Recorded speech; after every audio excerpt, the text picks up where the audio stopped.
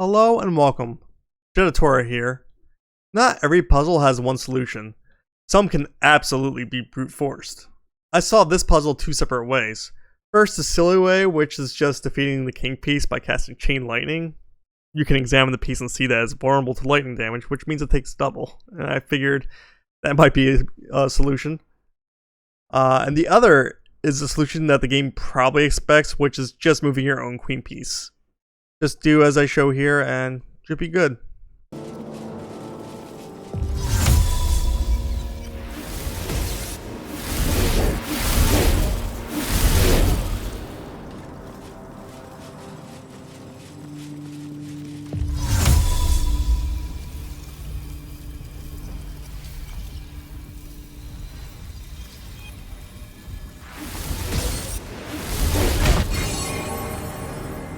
This next room, you can look at all the paintings on the wall and determine the adequate punishment for the crime committed.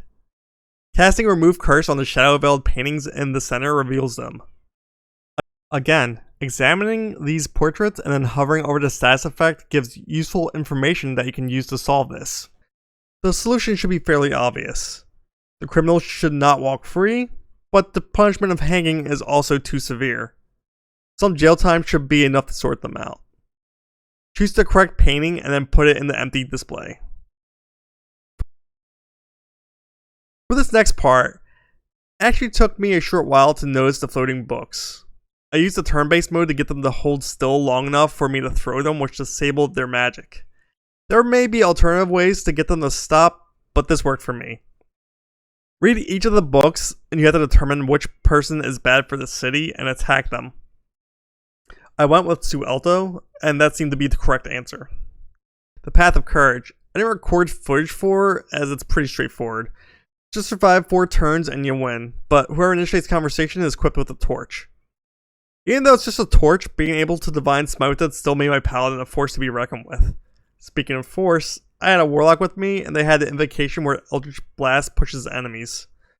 All the spawns seemed to spawn right next to a ledge for me, so I was able to knock them off pretty easily to keep myself from being overwhelmed.